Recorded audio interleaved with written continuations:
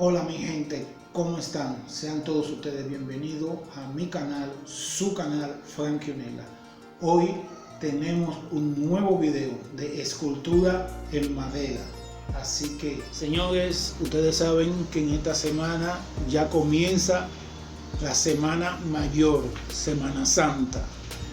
Así que les voy a decir a todos ustedes que pueden ir a pasear, a conocer lugares, visitar su familia, pero sobre todo con mucha moderación, cuidándonos para volver la semana que viene, estar todos juntos otra vez, mi gente.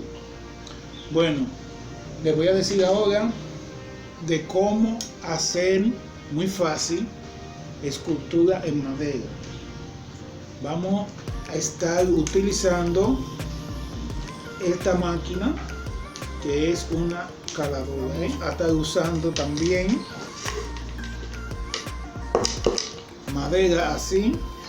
Esta es una madera prensada, es decir, un playwood, una plancha de playwood. ¿Por qué? La vamos a estar utilizando esta porque es mejor, porque así no hay que darle máquina para ponerla suavecita, porque ya vienen así de fábrica. Entonces nada más cogemos, sacamos nuestra plantilla y la ponemos aquí, la dibujamos y así sacamos nuestro dibujo.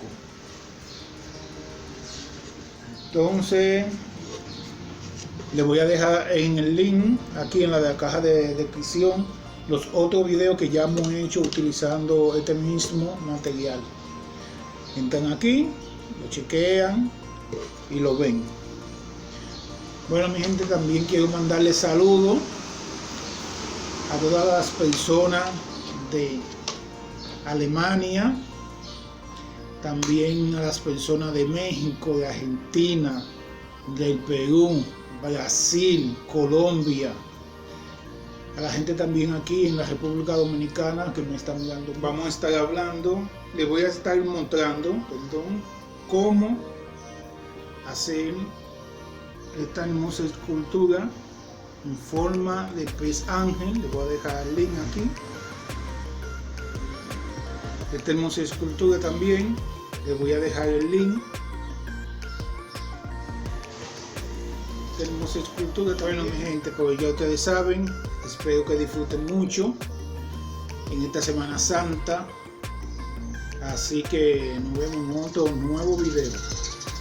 Chao chao. Pues si te gustó, yo que tú le daba un like, me suscribiera en este mismo momento para poder ver más cosas de Franquionela que no podrá ver en otra parte.